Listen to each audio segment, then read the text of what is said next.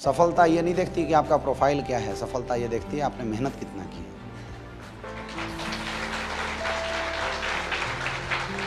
क्योंकि प्रोफाइल मेहनत से बनती है।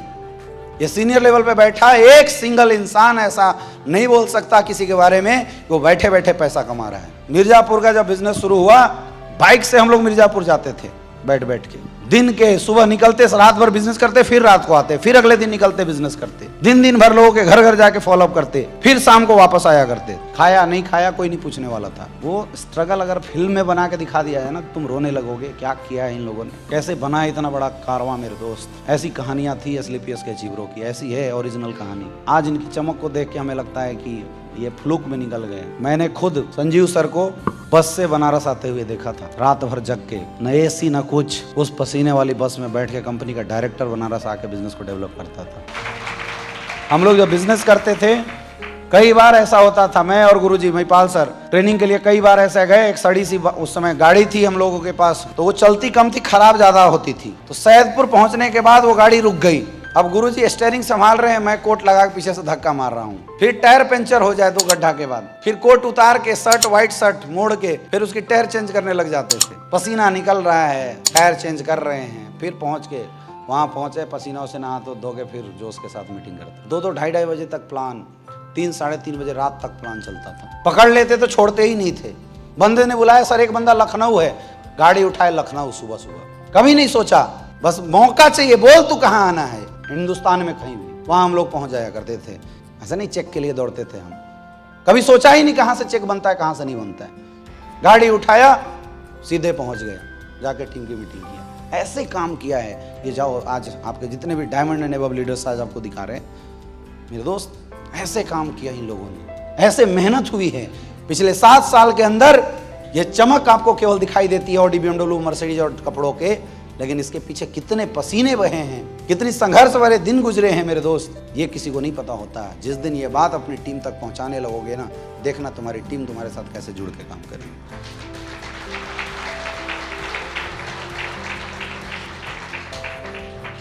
मैग्नेटिक पर्सनालिटी के बनो मेरे दोस्त, और सच्चाई के साथ काम करो। आज जो मेहनत आप कर रहे हैं ना, जो आज आपकी स्ट्रगल है ना, समझना यही तुम्हारा इतिहास लिखने वाला है। कभी हम लोग रोज आते थे गुरुजी के पास, तो गुरुजी बोलते थे कि यार परेशान मत हो, ये जो आंसू है ना, ये जो कष्ट आज हम लोग झेल रहे हैं ना, ये आने वाले भविष्य में सुखद अनुभव का एहसास कराएगा। गर्व फील करोगे लोगों से बताते हुए क्या करके आगे बढ़े। हम लोग अपने जीवन में सफलता तो चाहते हैं, लेकिन उस सफलता के लिए आपने कीमत क्या चुकाया, ये बहुत मायने रखता है मेरे दोस्त। ये कहानी लिखा जा रहा है। ये जो भी आप एमरल्ड हैं, फिर टोपाज बनेंगे, फिर रूबी स्टार बनेंगे, ये कहानी चल रहा है आपके जीवन में। जो जितनी ज़्यादा मेहनत करेगा ना, उसकी कहानी उतनी बेहतरीन बनेगी, और जिसकी मेहनत, जिसकी कहानी जितनी बेहतरीन बनेगी, उसका भविष्य उतना ही उज्जवल होगा डायरेक्ट सेलिंग इंडस्ट्री में।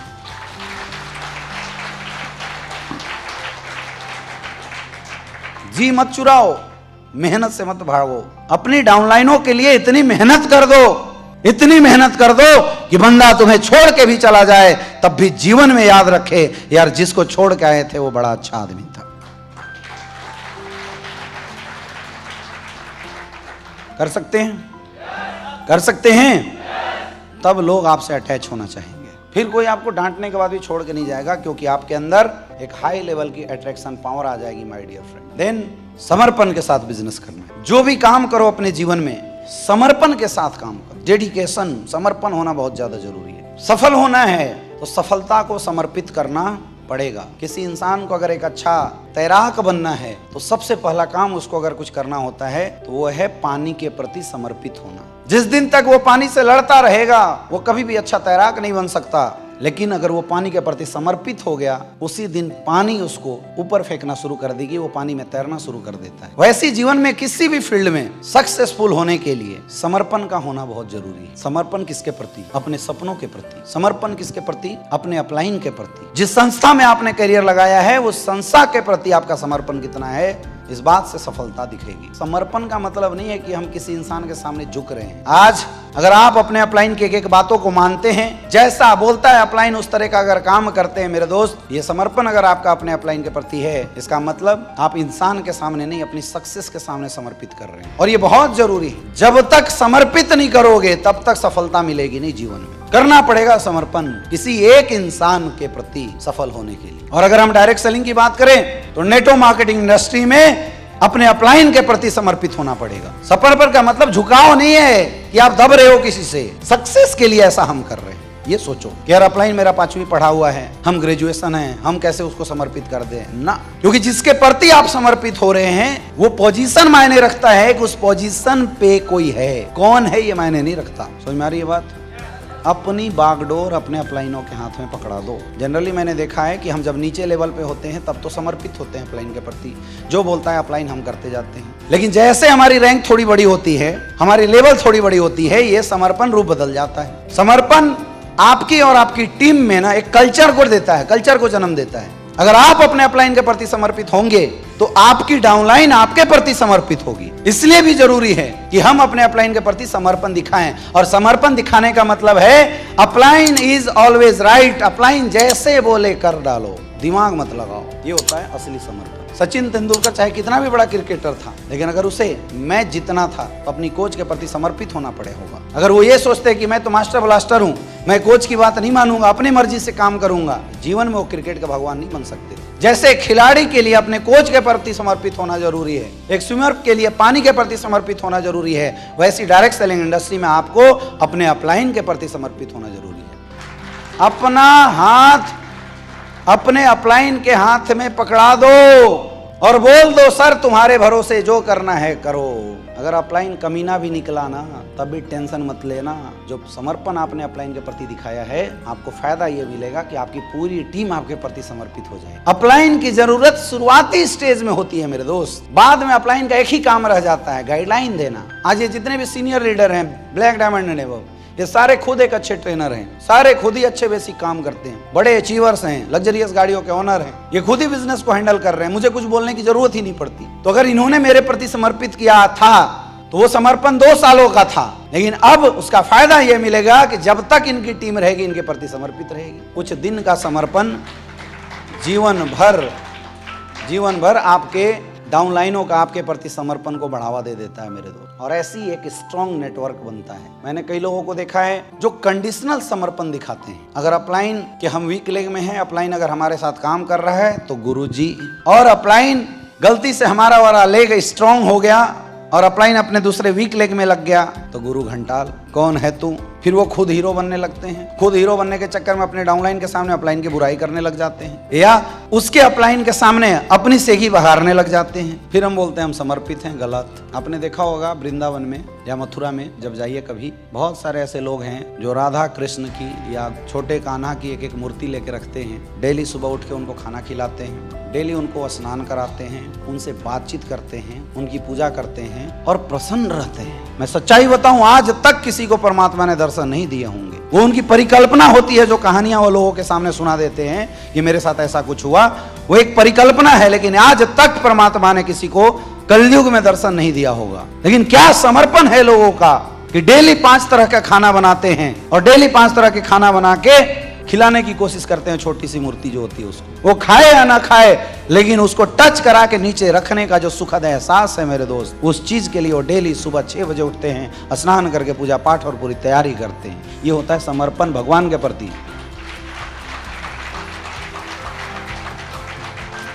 और ऐसे लोगों से कभी आप मिल के देखना, जब आप सामने बैठ जाओगे ना, क्या गजब पॉजिटिविटी का एहसास उनके अंदर से निकलता है। कितना भी निगेटिव इंसान ऐसे लोगों के पास, ऐसे संतों के सामने अगर जाके बैठ जाए, मैं संती बोलता हूं उनको, आप देखना आपका माइंड फ्रेश हो जाएगा, क्योंकि पॉजिटिव एनर्जी निकलने लगती है उस समर्पण की वजह से। समझ में आ रहा है? भगवान के दर्शन हुए नहीं हुए थे, लेकिन उस समर्पण ने इतना तगड़ा काम कर दिया, उस इंसान की खुद की आत्म छवि बदल गई। वो इंसान खुद ही परमात्मा जैसा हो रखा है आज के समय।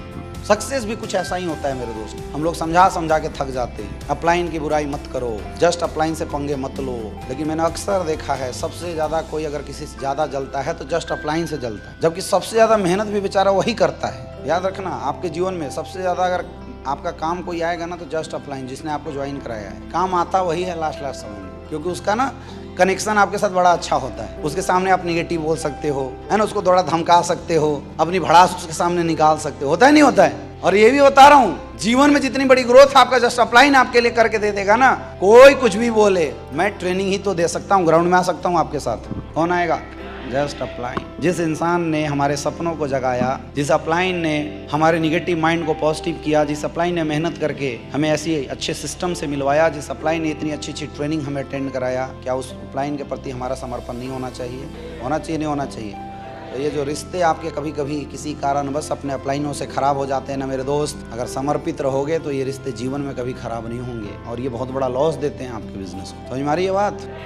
और ये कब होगा? जब आप अपने अपलाइन के प्रति समर्पित रहेंगे, अपने अपलाइन से भी मोहब्बत करना सीखो। मैं आपको दावे के साथ बोलूं, ये फ्रंट लाइन में बैठा एक भी सिंगल ऐसा डायमंड नहीं है जो कामचोर है। एक सिंगल काबिलियत हर इंसान के अंदर अलग अलग होती है, हर किसी की क्षमता अलग अलग है, हर कोई एक जैसा नहीं हो सकता, परमात्मा ने नहीं बनाया, हर किसी की बुद्धि एक जैसी नहीं हो सकती। लेकिन मैं दावे के साथ बोल सकता हूं, ये फ्रंट लाइन के जितने भी डायमंड एंड अबव लीडर हैं, आज भी मार्केट में अपनी औकात से ज्यादा मेहनत करते हैं।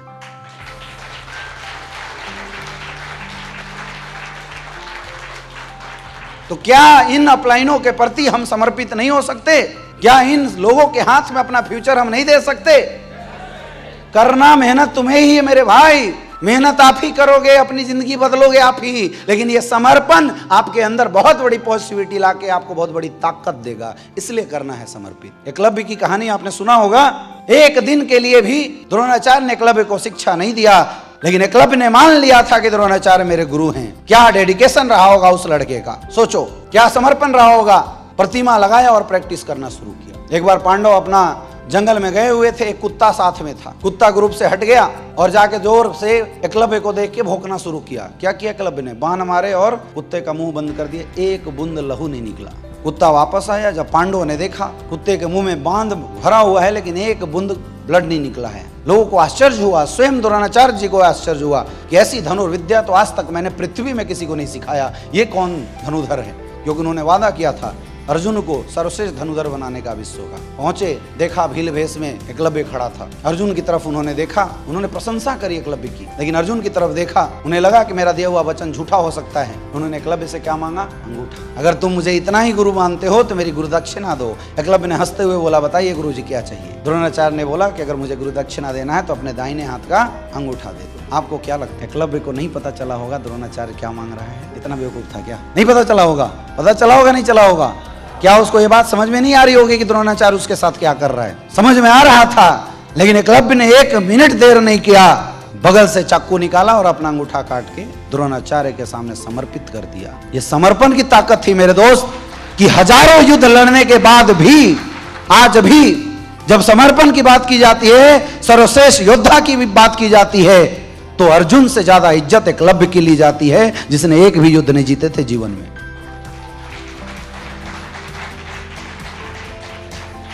आज भी अगर गुरु शिष्य का एग्जाम्पल दिया जाता है तो अर्जुन से पहले एकलव्य का नाम लिया जाता है। हजारों युद्ध जीतने के बाद भी अर्जुन उस मुकाम पे नहीं पहुंच पाया, एक अंगूठा दे के एकलव्य पहुंच गया। That is the power of dedication, power of समर्पण। ऐसा अगर आप कर जाओगे मेरे दोस्त ना, फिर आपको अपने अपलाइनों की बुराइयां नहीं दिखेगी, फिर आपको ये नहीं समझ में आएगा क्या हो रहा है। आपके अंदर खुद एक आत्मिक ताकत आ जाएगी और वो ताकत आपको स्लीपर्स वेलनेस में ब्रांड एम्बेसडर बना देगी।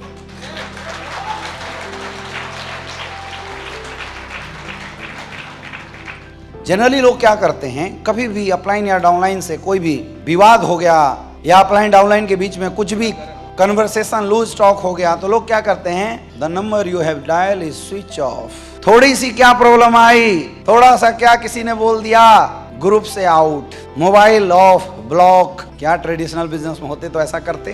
पड़ोसी ने धमका क्यों दिया, चलो आज के बाद धंधा बंद, वहां नहीं करते हम लोग। लेकिन डायरेक्ट सेलिंग में एक बड़ी कॉमन समस्या है ये, बातचीत न करना, मुंह फुला के घर बैठ जाना। अपलाइन जाए तो उसकी बातें सुनना ही नहीं, उससे बात ही न करना। इससे क्या है, दरारें और बढ़ जाती है। लीडरशिप के लिए हमेशा एक क्वालिटी अपने अंदर डेवलप करना है, that is called conversation skill. बातचीत करने का स्कोप हमेशा एक लीडर के माइंड में होना चाहिए। इस दुनिया की जितनी भी प्रॉब्लम है, हर प्रॉब्लम का सॉल्यूशन एग्जिस्ट करता है। कोई ऐसा प्रॉब्लम नहीं बना, चाहे वो डायरेक्ट सेलिंग की प्रॉब्लम हो, चाहे कोई भी, जिसका समाधान ना हो। आपका बिजनेस नहीं चल रहा है, कोई बात नहीं, ये प्रॉब्लम है, इसका समाधान है। अपलाइन आपकी डाउनलाइन को भड़का रहा है, कोई बात नहीं, ये एक प्रॉब्लम है, इसका समाधान है। आपकी टीम दूसरी कंपनी में चली गई, कोई बात नहीं, ये प्रॉब्लम है, इसका समाधान देखना है। हमारा सेल ग्रो नहीं कर रहा है, कोई बात नहीं, ये प्रॉब्लम है, इसका समाधान देखना पड़ेगा। क्या प्रॉब्लम आने के बाद या डिससेटिस्फैक्शन होने के बाद मोबाइल स्विच ऑफ करके ग्रुप से बाहर होके घर में बैठना कोई समाधान है? तो फिर आप ऐसा क्यों करते हो? बोलते सर मेरा ईगो पे बात आ गया था। बाहर ईगो, नौकरी में बॉस लात मारता है तब ईगो नहीं आता, बिना पैसे के पड़ोसी गाली दे देता है तब ईगो नहीं आता, हॉस्पिटल में जाते हैं पीछे लाइन में खड़ा कर दिया जाता है तब ईगो नहीं आता, परिवार के साथ रोडवेज के बसों में धक्के खाते हैं तब ईगो नहीं आता। जिंदगी में कुछ बदलना होता है और वहां एक इंसान ने जिसने कुछ बनाया है, जिसने कुछ हमारे लिए किया है, वो इंसान अगर कुछ बोल दे तो हमें क्या आ जाता है? ईगो। समझ रहे हैं ना? छोटी मानसिकता। इस बात का ईगो क्योंकि आप तो पास है, इस बात का ईगो क्योंकि हम रूबी स्टार बन गए, इस बात का ईगो।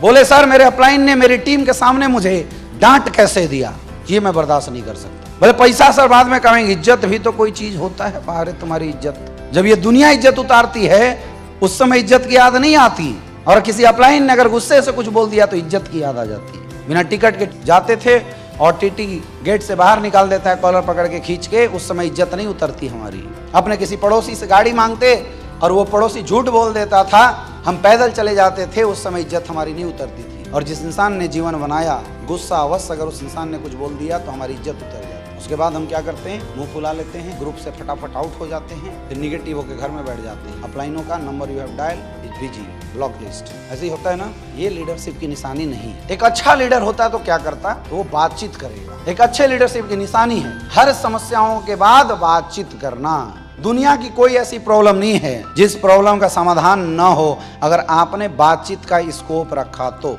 देखते हो देश देश में युद्ध का माहौल बन जाता है, इधर से सेना रेडी, उधर से सेना रेडी, तब तक एक न्यूज आता है अभी पाकिस्तान से बातचीत करने की कोशिश की जा रही है। जब देश के झगड़े बातचीत से खत्म हो सकते हैं मेरे दोस्त, तो हमारे और आपके क्या लफड़े इतने बड़े हैं कि बातचीत से नहीं खत्म होंगे। हमेशा जीवन में नोट कर लो, कुछ भी प्रॉब्लम आए, कैसी भी दिक्कत आए, सब करना, गुस्सा हो जाना, नाराज हो जाना, लेकिन अपलाइन का नंबर ब्लॉक मत कर देना। क्योंकि नंबर ब्लॉक कर देने से, ग्रुप से आउट हो जाने से, सबसे पहली बात आपने अपने डाउनलाइनों के माइंड में डाल दिया कि अपलाइन से नाराज भी हुआ जाता है। इसका लॉस जीवन में कभी आप भर नहीं पाओगे, खास करके उस समय उस ग्रुप में जो आपकी डाउनलाइन हो गया। आप बाद में तो मान जाओगे, लेकिन ये जो कल्चर आपने डाला ना, ये कल्चर जीवन भर आपको नेटवर्क में परेशानी देता रहेगा। दूसरी चीज, हमेशा हमें कोशिश करना है कि जिस वजह से भी हमारे रिश्तों में खटास आई हो, बैठ के एक बार बातचीत जरूर करें। हमेशा ये बातचीत ना करने की वजह से, क्योंकि देखो आपस में अगर खटास है तो वो खटास खत्म भी हो सकता है बातचीत करने से ही। अगर आपको अपने अपलाइन की किसी एक्टिविटी में अच्छी बात नहीं लगी तो जाओ मिलो अपलाइन से,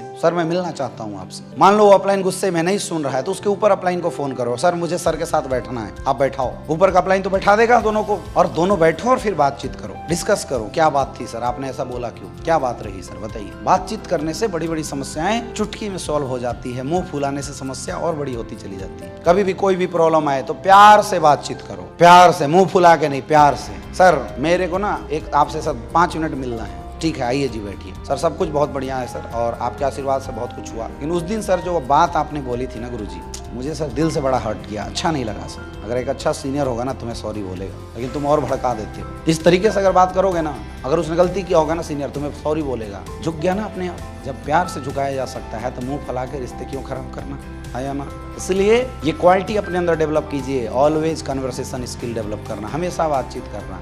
चाहे डाउनलाइन से कोई प्रॉब्लम हो, उससे बोलो सर मिलो, आओ बैठते हैं। उसके घर जाओ मिलो, कोई दूसरी कंपनी में चला गया और उसको लताड़ो मत, मिलो सर मिलो तो एक बार बैठते हैं, बातचीत करो, समझात। बुद्धि भ्रष्ट होगी तो ऐसे भी नहीं आएगा। बोलते हैं जब काल मनुज पे छाता है पहले विवेक मर जाता है। तो जिसकी बुद्धि भ्रष्ट होगी वो तो ऐसे भी नहीं आएगा, लेकिन एटलीस्ट आप संतुष्ट रहोगे क्योंकि आपने बातचीत तो किया था, आपने प्रयास तो किया था, आपने फॉलोअप तो किया था। इसलिए always develop conversation between your upline and downline in any situation. कोई भी कंडीशन, बातचीत करने का तरीका जरूर आजमाएं। मेरी टीम एक बहुत अच्छा लीडर था। 2016 में जब हम लोग बिजनेस में आए, वो भी आया। बिजनेस है, किसी का अप, किसी का डाउन, किसी का उठता है, किसी का गिरता है। उस समय हम लोग सब लोग उसी फिराक में थे। मैं भी 2000-5000 की चेक पे स्ट्रगल कर रहा था, उसकी भी हालत वैसी थी। तो जब बिजनेस नहीं हुआ, थोड़ा उसका लेट उठा, टीम बनी, टूट गई, तो बहुत निगेटिव रहता था, टाइम टू टाइम बहुत निगेटिव हो जाता था। मतलब अभी अगर वो रहता हमारे बिजनेस में तो कम से कम रॉयल डायमंड तो पक्का था, मुझे पता है, काफी अच्छी क्वालिटी थी।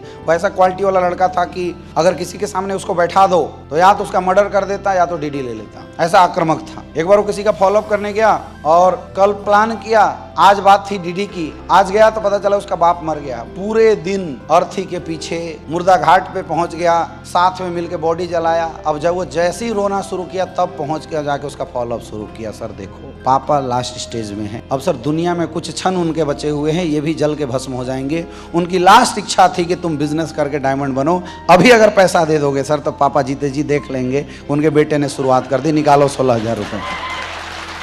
ऐसा बंदा था वो, ऐसा टैलेंटेड बंदा था वो। और डीडी निकाल के आया शाम को 5 बजे 6 बजे, ऐसा गजब का टैलेंटेड था। उसको हम लोग डीडी मशीन बोलते थे। मतलब जैसे हम सब फेल हो जाते ना किसी का डीडी निकालने के लिए, तो हमारा ब्रह्मास्त्र था, उसको लास्ट में छोड़ते थे, जाओ तुम। अब ऐसा टैलेंटेड बंदा, लेकिन उसके अंदर एक कमी थी, वो हमेशा पॉजिटिव निगेटिव होते रहता था। तो शुरुआती दौर में जब हम उस लेग में काम किया करते थे तो जब भी निगेटिव होता तो मुझे पता चल जाता था, तो मैं उसको पकड़ के बातचीत करके उसको मोटिवेट कर देता था, उसको समझा लिया करता था। जब मैं अपने इंसेंटिव में काम करना शुरू किया तो मेरा उससे कन्वर्सेशन थोड़ा कम हो गया, तो मुझे उसकी प्रॉब्लम एक्चुअल पता नहीं चली कब वो निगेटिव हुआ। लेकिन इस बार उसने क्या किया, वो जब निगेटिव हुआ, जैसे वो घर भी जाता था ना तो मेरी आदत थी, मैं बाइक उठाता उसके घर जाता आजमगढ़ और उसको गाड़ी पे बैठा के वापस ले आता था बनारस। मैं छोड़ता नहीं था, मैं सबका घर देख के रखा था। तू निगेटिव होकर ज्यादा से ज्यादा कहाँ जाएगा, घर पे ही तो जाएगा। इसलिए मैंने सारे डाउनलाइनों के घर के एड्रेस लिख के रखे थे। तो भागेगा कहाँ ज्यादा से ज्यादा, घर ही घुसेगा ना, मैं घर पे चला जाऊंगा। उसने क्या किया, वो किया कि उसके घर वाले किए, हमें भी नहीं पता। उस बार जब वो निगेटिव हुआ तो मुझे पता चला 2-3 दिन बाद। मैं उसके घर गया निगेटिव हुआ तो सबसे पहले उसने क्या किया, अपना फोन जो है वो स्विच ऑफ कर दिया और मेरा नंबर ब्लॉक। पहला काम उसने ये किया। और दूसरा काम किया कि वो घर से छोड़ के अपने किसी रिश्तेदार के यहाँ भाग गया 2-3 महीने के। उस बार जब उसने ऐसा किया तो मैं गाड़ी उठाया, मैं उसके घर गया। जब मुझे पता चला कि ये बंदा निगेटिव हो गया, मैं गया उसके घर। अब धीरे धीरे क्या होता है डायरेक्ट सेलिंग में, जब बिजनेस का लोड बढ़ते जाता है तो इतनी रिस्पॉन्सिबिलिटी होती है। अब फोन उठा नहीं रहा है, मैं बराबर ट्राई कर रहा हूँ। उसका घर गया तो हुआ नहीं, तो और बिजनेस उस समय बड़ा, हम लोग भी स्ट्रगल में थे। हम भी अगर इतना ध्यान पीछे पड़े रह जाते तो हमारी खुद की चेक नहीं आती, तो हम भी बाइक के लायक नहीं होते। कुछ दिन के बाद क्या, वो छूट गया बिजनेस, मतलब वो बंदा ही छूट गया हमसे, वो छूटता चला गया। 2023 में उसका कॉल आया, अभी इस बार मैं कहीं से आ रहा था, उसका कॉल आया मेरे पास और रोना शुरू किया। लिटरली बता रहा हूँ, रोना शुरू किया। बोले यार मेरे जिंदगी में सबसे बड़ी यही गलती कर दी कि मैंने तेरा नंबर ऑफ कर दिया। आज भी वो लड़का 12,000 की नौकरी ढूंढते चल रहा है। बोल रहा है मेरे को ना अपना पीए रख लेते। सोचो, जो लड़का रॉयल डायमंड बन सकता था, केवल एक कमी उसने किया, बातचीत नहीं किया लास्ट टाइम, और बिजनेस से आउट हो गया। आज भी उसकी आईडी पड़ी हुई है। अब मैं उसको ला भी लूँ तो कुछ नहीं हो सकता, मुझे पता है। मेरे दोस्त, शुरुआती दौर में जब गुस्सा गुस्सी होता है ना तो पता नहीं चलता हमें कि हम गलती में क्या डिसीजन बना रहे हैं, टेढ़े मेढ़े बोल के निकल जाते हैं। इसका एहसास तब होगा जब कुछ समय निकल जाएगा और तुम्हारे साथ के लोग कई गुना आगे बढ़ जाएंगे तुम्हारी गलतियों की वजह से। इसलिए जीवन में आज से गांठ बांध के यहाँ से जाओ, चाहे कैसी भी परिस्थिति आ जाए बिजनेस में, कितना भी नोक झोंक हो जाए, कितनी भी प्रॉब्लम आ जाए, जीवन में कन्वर्सेशन का जो स्कोप है उसको कभी खत्म नहीं करना। बातचीत जरूर करना, चाहे वो अपलाइन से हुआ हो, चाहे वो डाउनलाइन से हुआ हो, चाहे कोलाइनों से हुआ हो। जो इंसान के अंदर बातचीत करने की काबिलियत आ गई, वो इंसान का नेटवर्क कभी मर ही नहीं सकता, मैं गारंटी लिख के दे सकता हूं।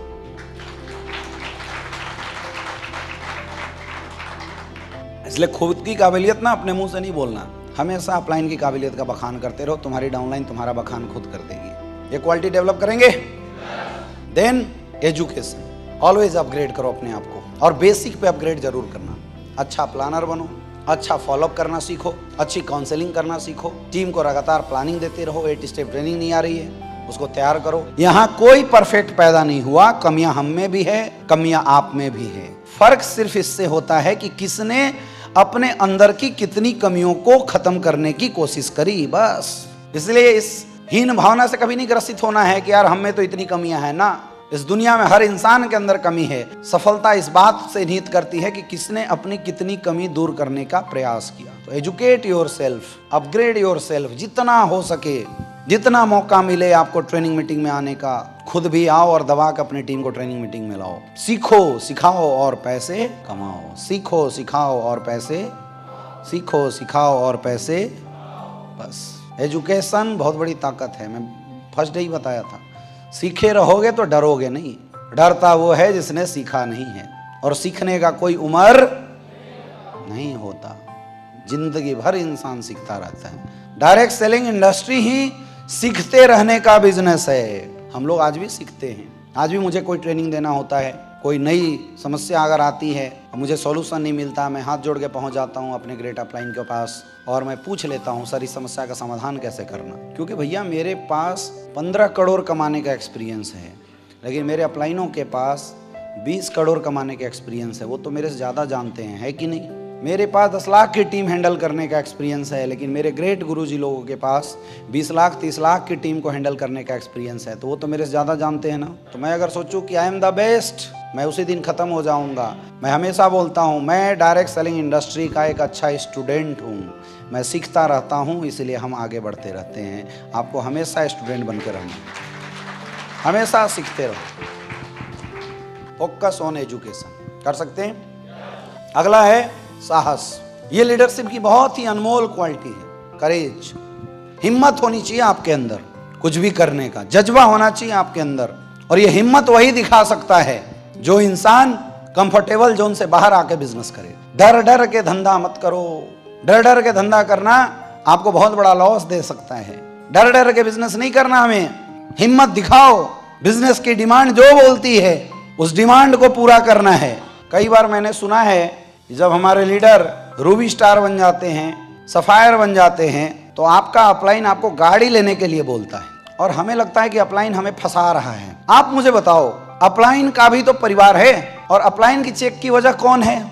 आप ही लोग तो हैं। तो क्या कभी अपलाइन अपने परिवार के पेट पे लात मारेगा? तो फिर ऐसा आप क्यों फील करते हो कि अपलाइन गाड़ी लेने की बोल रहा है तो हमें फंसा रहा है? समझो, हमारे बिजनेस में जो धंधा है ना, लोगों का बिजनेस है। हमारी आपकी कोई ऑफिस नहीं होती, होती है क्या? हमारा आपका कोई शोरूम नहीं होता। अपने धंधे के शोरूम हम खुद हैं। नेटवर्क मार्केटिंग में नेटवर्कर खुद बिकता है। जब आप में दम दिखता है तब लोग आपके पीछे करियर लगाते हैं। जब आप अच्छे लीडर दिखाई देते हो तब लोग आपके पीछे चलते हैं।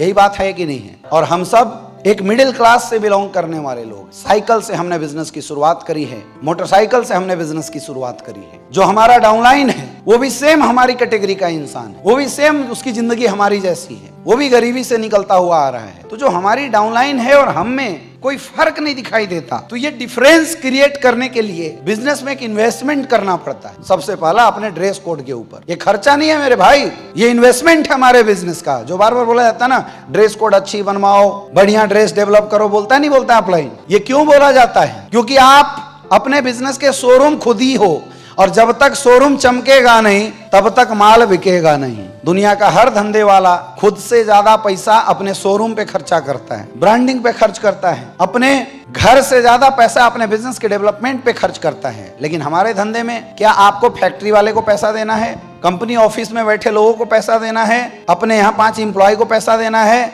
शोरूम को पैसा देना है? तो फिर आप 70 करोड़ कमाओगे कैसे? यहाँ भी इन्वेस्टमेंट करना पड़ेगा बड़े लेवल पे, और वो इन्वेस्टमेंट होता है हमारे खुद के प्रति। सबसे पहला इन्वेस्टमेंट क्या है? सबसे पहला इन्वेस्टमेंट है हमारे ड्रेस कोड का इन्वेस्टमेंट। तो अगर आपका अपलाइन बार बार अगर आपको ये बात बता रहा है कि ड्रेस अच्छा करो, एमराल्ड के बाद, टोपाज के बाद ड्रेस अच्छा करो, आपको लगता है अपलाइन खर्चा करा रहा है। अरे मेरे भाई, वो खर्चा नहीं करा रहा है। अभी तुम्हारे बिजनेस में ये डिमांड है ड्रेस कोड सही करना, क्योंकि जब तक आप अपनी ड्रेस कोड सही नहीं करेंगे तो नीचे वाले आपको आइडियल नहीं मानेंगे। कभी भी नीचे वालों की नजर में आप चेंज होते हुए नहीं दिखोगे तो नीचे वाले आपके ऊपर कभी भी विश्वास नहीं करेंगे कि मेरी जिंदगी बदल सकता है।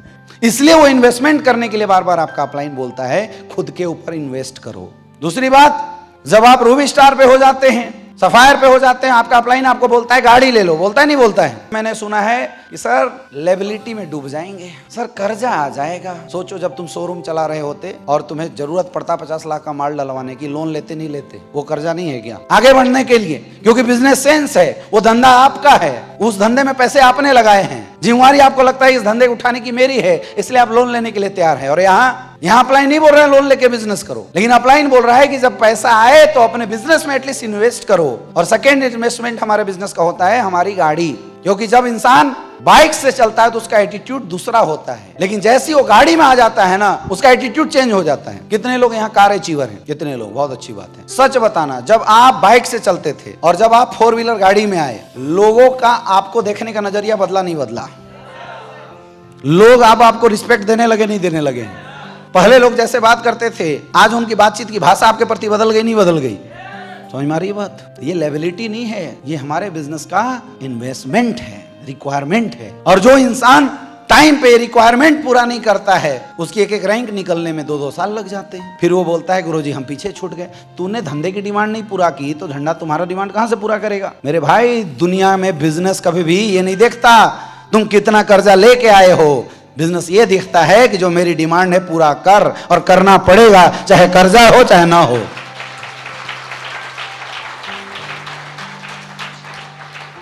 बात समझ में आ रही है? तो आंखों को खोलो और बंद पट्टी को बाहर निकाल के देखो। ये जो अपलाइन समझाता है, नियत गलत नहीं है रे भाई, तुम गलत नियत से सोच रहे हो, कोई आपको उलझाने नहीं आया है। वो आपके बिजनेस की एडवाइस देता है अपलाइन, कि आपको क्या करना चाहिए और क्या नहीं करना चाहिए। अपलाइन बोलता है डायमंड लेवल पे आने के बाद लग्जरियस गाड़ी में आ जाओ, लेकिन हमारे बहुत सारे ऐसे महान डायमंड हैं जो लोग लग्जरियस गाड़ी में नहीं आते, वो जिद मचा के बैठे रहते हैं। नहीं गुरुजी 14 लाख आया है। अच्छा, मैं अक्सर देखता हूं जब हम नीचे लेवल पे होते हैं तो हमारे एडवाइजर होते हैं अपलाइन, और जैसे लोगों का लेवल बड़ा होने लगता है उनके एडवाइजर चेंज हो जाते हैं। फिर उनके एडवाइजर कौन होती है? बीबी। फिर एडवाइजर हो जाता है साला, फिर एडवाइजर हो जाता है काका। अरे तब वो काका कहाँ था जब रोड के ऊपर घुमा करते थे? तब बीबी की एडवाइस कहाँ थी भाई जब तुम 10,000 की नौकरी किया करते थे? जैसे पैसे कमाए, एडवाइजर कौन बन गया? बीबी। मैं देखता हूँ सफायर रैंक का लीडर, पैसा आया, क्या कर रहे हो भाई? गुरुजी प्लॉट ले रहे हैं।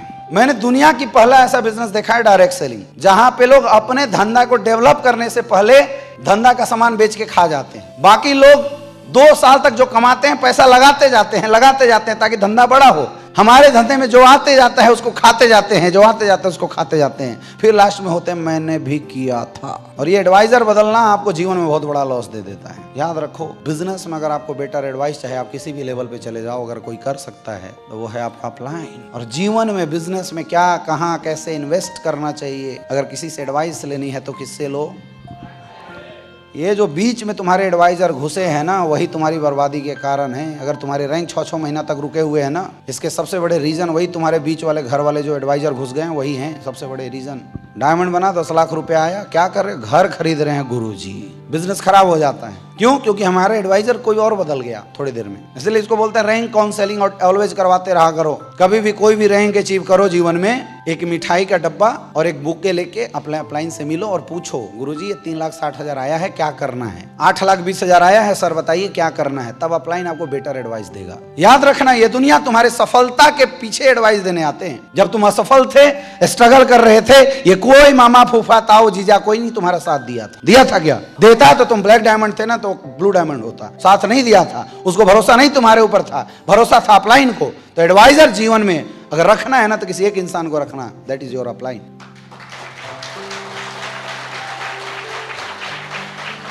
समझ में आ रहा है? अपलाइन ये एडवाइस जब देता है तो उसकी बात सुनो। गाड़ियां हमारे बिजनेस की लायबिलिटी नहीं है, गाड़ियां हमारे बिजनेस का इन्वेस्टमेंट है।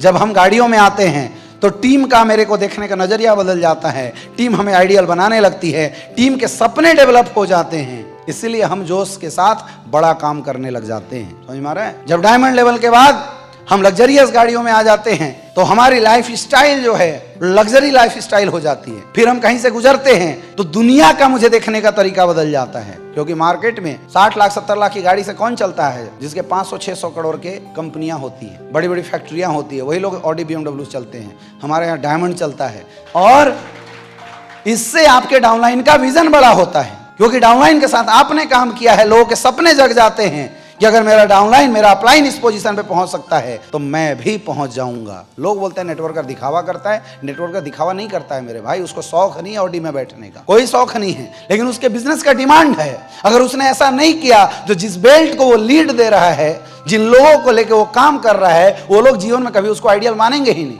उन लोगों के सपने कभी जगेंगे नहीं। ये समाज, ये दुनिया ही ऐसा है। इसलिए हमारे बिजनेस की कुछ ये इन्वेस्टमेंट होती है जो हमें करना होता है टाइम टू टाइम, और जिसने समय के अनुसार ये इन्वेस्टमेंट कर दिया उसका धंधा बड़ा हो गया, और जो लोग लेट किए हैं उनका धंधा आज भी खराब होता चला गया है। लेकिन ये करने के लिए हिम्मत होनी चाहिए, ऐसे नहीं कर सकता है कोई, हिम्मत होनी चाहिए। दुनिया में लोग आपको लीडर तभी मानेंगे जब आप खुद से ऊपर उठ के कुछ करके दिखाओगे, दिखाना पड़ेगा मेरे दोस्त, तब लोग आपको लीडर मानेंगे। हाँ या ना? यस या नो? अरे एक बार ड्रेस कोड सही कर लो, छोटी गाड़ी में आ गए, डायमंड के बाद एक बार लग्जरियस गाड़ी में आ गए, उसके बाद डायरेक्ट सेलिंग में कुछ नहीं है, क्योंकि उसके बाद आप हेलीकॉप्टर में भी आ जाओगे ना तो ज्यादा फर्क नहीं पड़ेगा बिजनेस में, क्योंकि हमारी प्रोफाइल हेलीकॉप्टर से प्रभावित नहीं होती है। हम जिस प्रोफाइल में बिजनेस कर रहे हैं उसको हेलीकॉप्टर से लेना देना नहीं है। वो प्रोफाइल बस लग्जरियस गाड़ी तक ही देख पाती है, और उतना दिखाने के लिए अगर हमने अपने ऊपर खर्च कर दिया, अपने शोरूम पे खर्च कर दिया, तो समझ लो हमारे धंधे की डिमांड पूरी हो गई। अब जो पैसा आएगा बनाओ ना यार उसका घर, अब जो पैसा आएगा बनाओ ना यार उसका बंगला, अब जो पैसा आएगा दो ना यार बीवी को गहने, अब जो पैसा आएगा उसे आप खरीदो ना पुरखौती नहीं, पुरखौती के बाप की जमीन, चाचा दादा ने जो लूट लिया वो सब भी डबल पैसा दे के खरीदो। करना क्या है उसके बाद?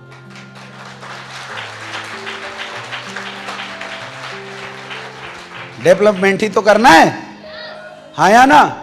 लेकिन पहला धंधे का डेवलपमेंट, तब घर परिवार का डेवलपमेंट।